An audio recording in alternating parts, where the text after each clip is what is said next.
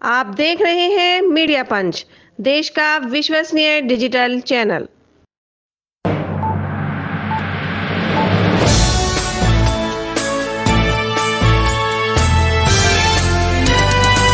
आपका एक बयान बहुत वायरल हो रहा है जिसको लेकर घमासान मचा हुआ है कि आप कह रहे हैं कि महाकुंभ के अंदर जाने वाले लोग पाप करने वाले होते हैं। क्या कहेंगे? नहीं, मैंने कहा कि जिन्होंने पाप किए हैं, मैं यहाँ जहाँ रहता हूँ उससे 50-60 किलोमीटर पे हरिद्वार है, और हम बचपन से ये सुनते आए हैं हिंदू धर्म के धार्मिक गुरुओं से कि गंगा जी में जाके अपने पाप धो और पापों से मुक्ति ले लो। ना मैंने पाप किए हैं, मैं तो अपने हक वंचित समाज को उनके पैरों पर खड़ा करने के लिए, उनके साथ जो जुल्म हो रहा है उसको रोकने के लिए काम कर रहा हूं। तो मुझे पाप धोने की जरूरत नहीं है। और रही बात, हमारी पार्टी का स्टैंड स्पष्ट है। जिन संतों गुरुओं महान पुरुषों के रास्ते पे, विचारधारा पे हम लोग चलते हैं, हम पाप और पुण्य में बहुत भरोसा भी नहीं करते, हम तो कर्म में भरोसा करते हैं। तो जिसको परेशानी हो वो, जिस पार्टी का एजेंडा नहाने धोने का है, जिस पार्टी का एजेंडा जो है धार्मिक एंगल का, उनको परेशानी होती है तो हो, मुझे इससे कोई फर्क नहीं पड़ता। मैं तो सतगुरु रविदास जी महाराज को मानने वाला व्यक्ति हूँ। मन चंगा तो कटौती में गंगा। मैं क्यों जाऊं मथुरा काशी, मैं बेगमपुरा का वासी। मेरा मन साफ सुथरा है तो मुझे कहीं जाने की जरूरत नहीं है। मेरा मन इस देश के प्रति, इस देश के लोगों के प्रति, गरीबों के प्रति, किसानों के, कमजोरों के, हर व्यक्ति के सम्मान के लिए और उनकी परेशानियों को हल करने के लिए। बाकी जिसको जो सोचना है, कहना है, वो कहता रहे, मुझे इससे कोई फर्क नहीं पड़ता। मैं अपनी बात पर तटस्थ हूँ। वहाँ इतने मंत्री, साधु संत और मुख्यमंत्री, खुद प्रधानमंत्री को न्योता मिल गया, तो वो सब जा रहे हैं, तो क्या वो सब पापी हैं? देखिए, मेरी बात सुनिए। जब वो वहां जा रहे हैं और आपने याद दिला दिया, तो मैं मुख्यमंत्री जी से कहूंगा, प्रधानमंत्री जी से, जब वो जाएं तो इलाहाबाद में जो लाशें कोरोना काल में हमने देखी थी, उन लोगों के लिए भी, जिनका अंतिम संस्कार भी नहीं करा, उनके लिए भी प्रार्थना कराएं। क्योंकि वो आपकी सरकार की निकम्मेपन की वजह से हुआ था। आप मेडिकल फैसिलिटी नहीं दे पाए थे। जिन लोगों को चिता नसीब नहीं हुई, क्योंकि हिंदू धर्म में तो कहा जाता है कि उनको अग्नि जो है उनके पार्थिव शरीर को मिल, जिनको नहीं मिल पाई उनके लिए भी प्रार्थना कर लेना, अगर आपकी आंखें खुल जाएं। तो मैं तो स्पष्ट तौर पर कहना चाहता हूं सरकार को और मुख्यमंत्री जी को कि जितना पैसा उन्होंने इस कुंभ में लगाया, अगर उतना पैसा वो इस प्रदेश की चिकित्सा, शिक्षा और रोजगार देने में नौजवानों को लगाते, तो बहुत सारे लोगों के परिवारों के आंसू सूख जाते, बहुत सारे लोगों को न्याय मिल जाता, बहुत सारे लोगों को आगे बढ़ने का अवसर मिल जाता। उसमें तो सरकार फेल दिख रही है। नहीं तो सीधा सीधा मंत्री, कई सारे लोग कह रहे हैं कि महाकुंभ पर जो इस तरह की बात कर रहे हैं चंद्रशेखर, वो कौवा है, बाग में बैठे हुए कौवा है, जबकि सब लोग कोयल की भाषा बोल रहे हैं। अब ये सरकार इंसानों की रखवाली नहीं कर पा रही, पशु पक्षियों की क्या रखवाली करेगी? मैं स्पष्ट तौर पर कहना चाहता हूं कि सरकार फेल है, और जो मंत्री और सरकार के लोग जा रहे हैं, मैं उनको बस याद दिलाऊंगा कि जब वो जाएं तो सनी आज जिनकी मुजफ्फरनगर में पीट पीट के हत्या कर दी, उनके लिए भी प्रार्थना कर लें। जब वो जाएं तो जिनकी 5 लोगों की, मुस्लिम समाज की, यहां मेरठ में हत्या कर दी, उनके लिए प्रार्थना कर लें। वो जो बच्चा जिसने पार्लियामेंट के सामने जाके जितेंद्र ने खुद को आग के हवाले कर दिया न्याय न मिलने पे, बागपत के उस बच्चे के लिए भी प्रार्थना कर लें। जब वो जाएं, अमन जिसकी पुलिस ने पीट पीट के हत्या कर दी लखनऊ में, उसके लिए भी प्रार्थना कर लें। रामचंद्र मौर्य जिसकी पीट पीट के अभी लखीमपुर खीरी में हत्या कर दी है, उसके लिए भी प्रार्थना कर लें। 69,000 शिक्षक भर्ती के बच्चों को उनका हक मिल जाए, उनकी फाइल खुल जाए, उसके लिए भी एक बार वो सोच लें।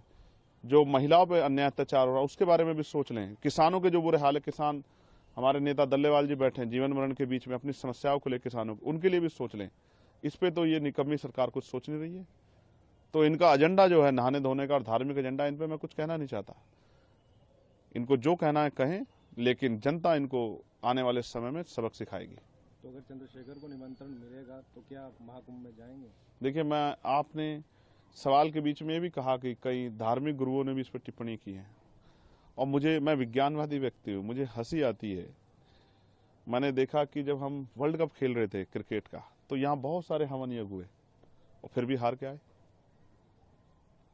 मैंने ये देखा कि एक संत ने कहा कि हम ऐसा हवन यज्ञ करेंगे इस बार कि पाकिस्तान नक्शे से बाहर हो जाएगा, तो उनसे कहूंगा कि चाइना के लिए भी कर लेना। और अगर इस तरह से पाकिस्तान में तो हिंदू भी रहते हैं जिनके लिए आप रोज चिंता करते हो, तो उनको भी, उनके जीवन को भी समाप्त करना चाहते हो नक्शे से हटा के। इन्हीं एक संत ने कहा कि मरे मुलायम काशी राम, प्रेम से बोलो जय श्री राम। आप ऐसे लोगों को मैं ना संत मानता, ना उनकी भाषा को संत वाली भाषा मानता। संत का मतलब होता है जो मानवता के लिए जिए, जो सुख सुविधा को छोड़ के जनता को किस तरह से उनके जीवन में समस्याएं खत्म उसके लिए जिए। यहाँ तो सुख सुविधाएं लोग ले रहे हैं और अपने आप को बहुत बड़ी बड़ी बातें करते हैं, लेकिन सच तो कुछ और है। मैंने तो कोरोना काल देखा, अगर जितना पैसा वहां लगाया गया, इतना शिक्षा चिकित्सा पे लगाया होता, तो इतने लोगों की जान नहीं जाती। और ये सब चीजें सरकार की देख रेख में, और कम तो बहुत जल्द जल्द आता है। फिर भी हमारे देश में कोरोना जैसी महामारी आ गई, इतने लोगों की जान चली गई, लॉकडाउन लग गया, मजदूरों की, इतने लोगों की जान चली गई। तो मेरा काम है अपने संतों गुरुओं महापुरुषों की विचारधारा को लोगों तक पहुंचाना। जब ये अपने धार्मिक एजेंडे को स्थापित करने के लिए हमारे लोगों को गुमराह करने का काम करें, मैं अपने लोगों को जागरूक करने का काम करूं। मैं किसी को रोक थोड़ा ही रहा हूं, जिसको निमंत्रण मिला वो भी और जिसको नहीं मिला वो भी जाए। लेकिन मैं याद दिलाऊंगा कि ये संत ही थे जो जब राम मंदिर का शिलान्यास हुआ तो इन्होंने प्रधानमंत्री पे बहुत सारे सवाल खड़े किए थे, इस भाजपा पे सवाल खड़े किए थे, इनके जो है उस कार्यक्रम पे तिथि पे सवाल खड़े किए थे। इन्होंने तो किसी की नहीं सुनी। है तो खुद को आस्था का सबसे बड़ा स्वरूप बताते हैं। मैं तो वैज्ञानिक दृष्टिकोण की बात कर रहा हूँ। मान्यवर काशीराम साहब जो हमारे नेता हैं, मैं आखिरी तौर पर आपसे कह रहा हूँ, मैं उनको गुरु मानता हूँ, मैं उनका चेला। उन्होंने कहा, उन्होंने पंडाल लगाया, उन्होंने कहा जिनको इस जन्म में मुक्ति चाहिए, अपने दुखों का नाश करना है, वो हमारे साथ आ जाएं, और जिनको अगले जन्म की परवाह है वो कुंभ में चले जाएं।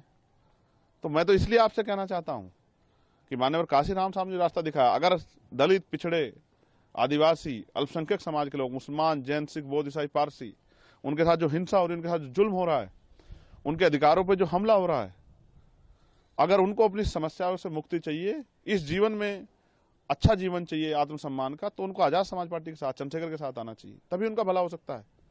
बाकी तो ये तो चलता रहेगा। सरकार जिस एजेंडे की सरकार है, जिस विचार सरकार, वो उस पर काम करेगी, और वो अपना काम कर रहे हैं, हम अपना काम कर रहे हैं। इससे किसी को परेशानी नहीं होनी चाहिए। और बाकी मैं सबकी आस्थाओं का सम्मान करता हूं। मैं तो संविधानवादी व्यक्ति हूं। मैंने किसी को कब कहा कि भाई आप जाओ ना जाओ। मैं तो ये कह रहा हूं कि मैं अपने गुरुओं संतों की बात पर खड़ा हूं। मन चंगा तो कटौती में गंगा।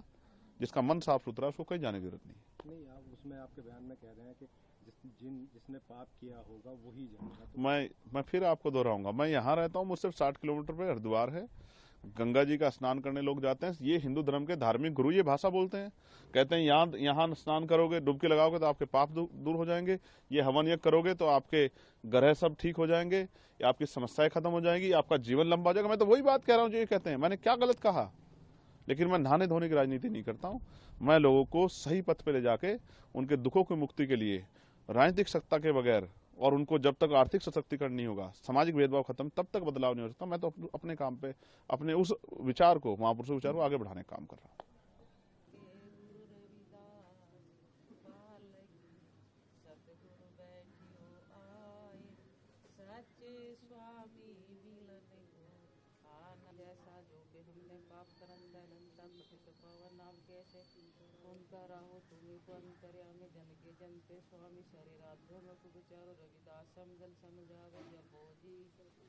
चैनल को सब्सक्राइब करें, लाइक करें और शेयर करें।